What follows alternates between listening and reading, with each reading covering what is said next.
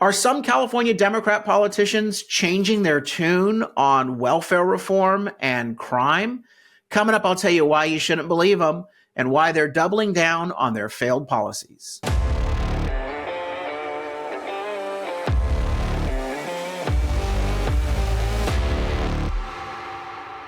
I'm Carl DeMaio, chairman of Reform California, and there's an interesting development in California as we see a record wave of crime sweeping across our state, and many of these super blue Democrat cities are just absolutely being wrecked by criminal activity.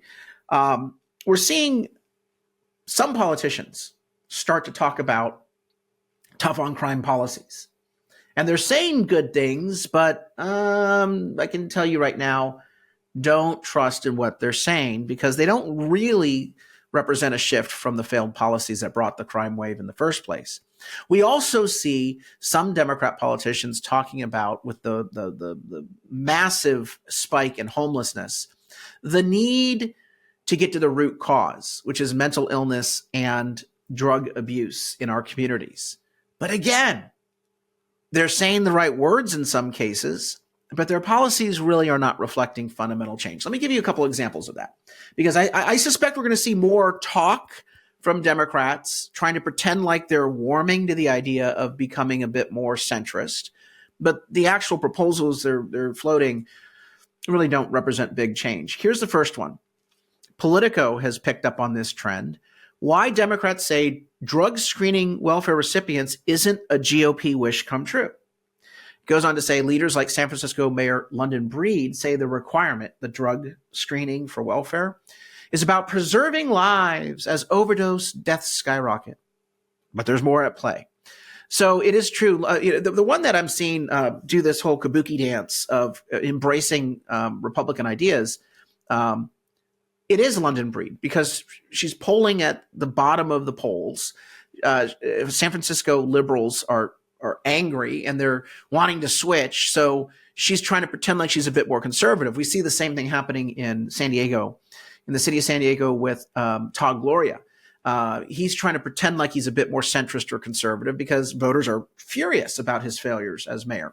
But don't believe them. They're just simply saying the right things on a couple of issues, on a couple of points. But anyway, London Breed, the mayor of San Francisco, in the March primary, put a ballot measure on the ballot that said that the city has the opportunity, the right to do drug testing for city welfare benefits. Because San Francisco doesn't just allow state and federal welfare benefits. They've got their own extra local benefit program, welfare benefit program going on, and soon probably reparations.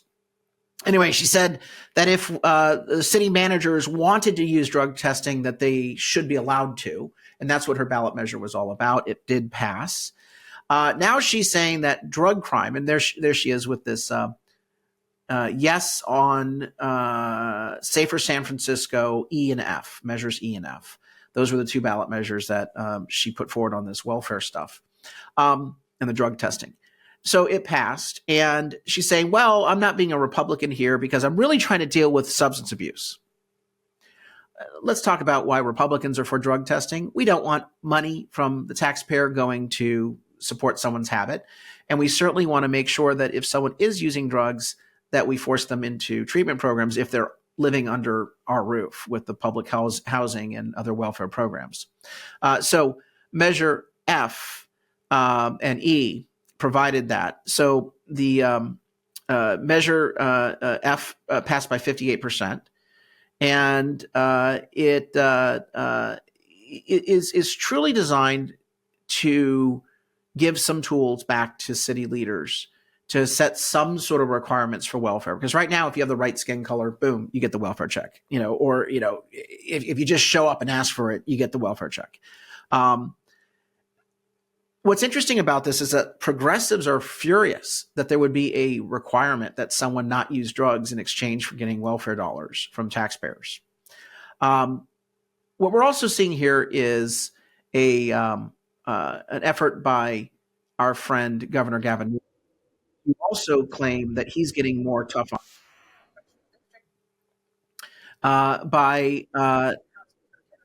hold on a second. There we are.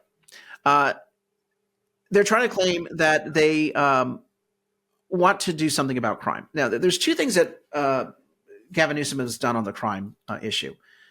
He has deployed California highway patrol officers to Oakland and San Francisco. And he does a big press conference where he says, I'm deploying the CHP. The CHP? You mean the guys that are on the highway? And it's all for show because it's a couple of agents that go for just the weekend and then come back, and that's all. They only deploy the next time when the press conference is called. And it always happens around the time when there's some really bad story in the media about a spike in crime.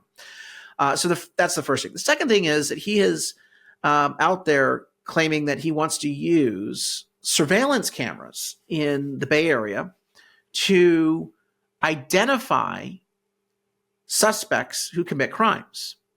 He posted on Twitter, quote, 480 new high-tech cameras are being installed along freeways in Oakland to make the area safer. These will help law enforcement identify vehicles linked to crimes using real-time information and alerts. We're building a safer, stronger community for all Californians. I have seen people videotaped on cell phone cameras smashing and grabbing in stores, and nothing happens. Crime is videotaped by citizens all the time, and nothing happens. Why? Because even when we know who commits a crime in California, the existing rules and laws that Governor Newsom supports don't allow police and prosecutors to arrest and punish those individuals.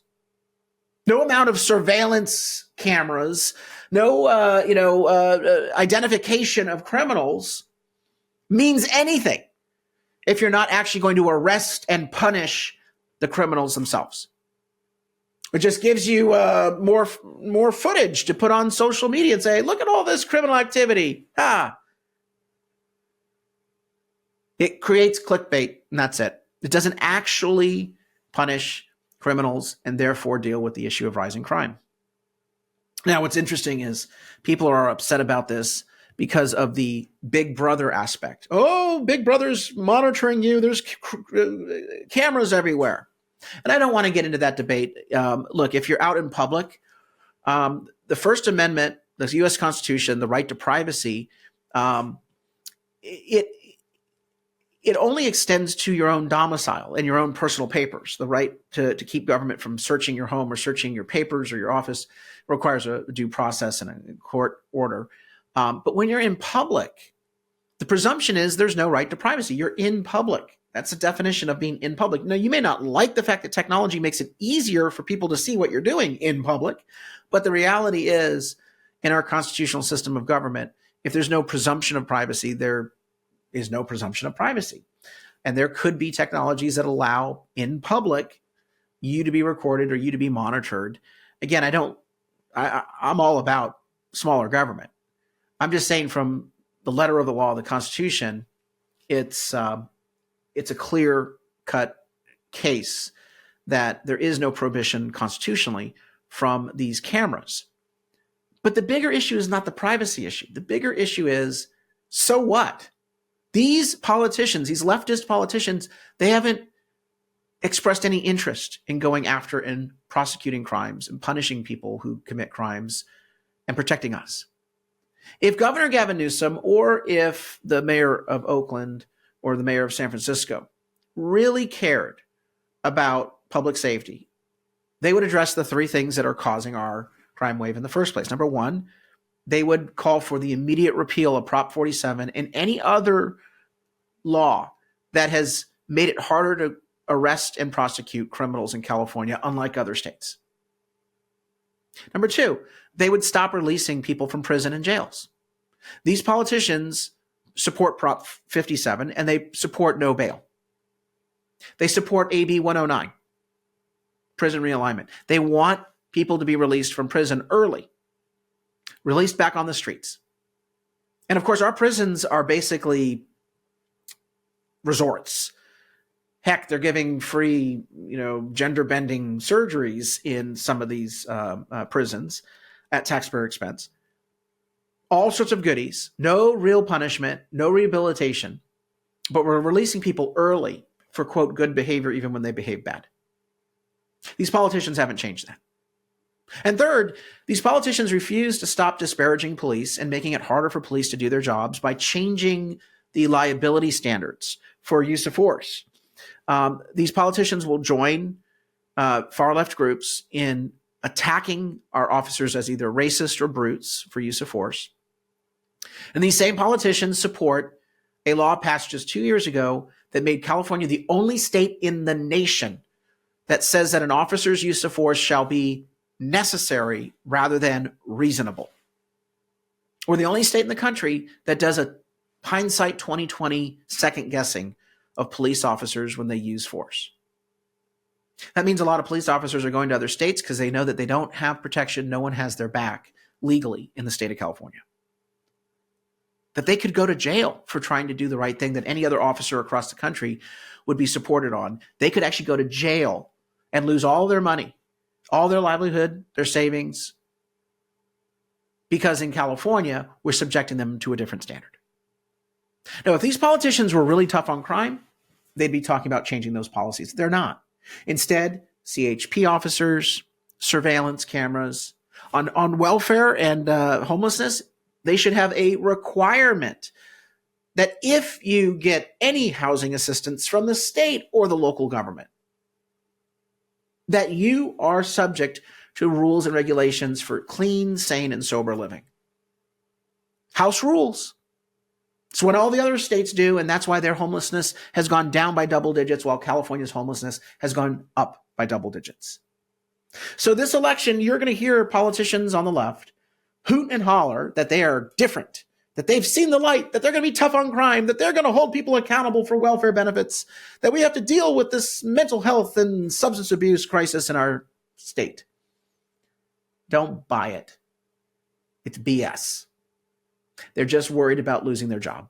They know that you're angry about the crime wave and the grime wave.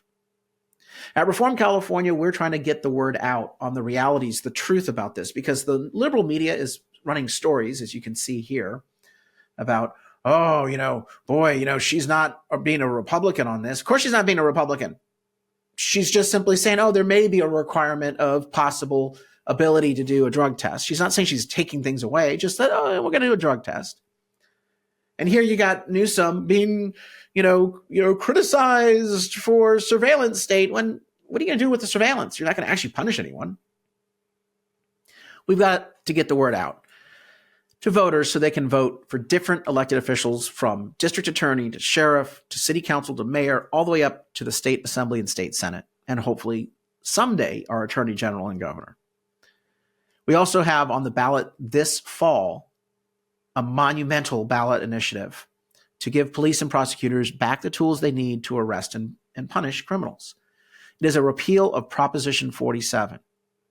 We've endorsed it, we've helped collect signatures on it, and we are supporting a coalition-based effort to pass it in November. It'll be a game changer in pushing back against the crime wave. I urge you to go to reformcalifornia.org, chip in a contribution, and help us do this important work. Like and subscribe to this video so we can spread the word about what's actually going on in California. And if you're not already on our list, please sign up at reformcalifornia.org to be informed on our campaigns and breaking news updates. Until next time, Carl DeMaio, Chairman of Reform California. Help us break through the censorship of the liberal media. Like this video, subscribe to this channel, and smash that notification button so you can stay up to date on all the developments in California news and politics. Also, please visit the website, reformcalifornia.org, for ongoing news coverage and to join one of our campaigns in the fight to take back our state. If you can, please sign up as a volunteer or chip in a contribution. This episode of Reform California with Carl DeMaio, paid for by Carl DeMaio for State Assembly 2024.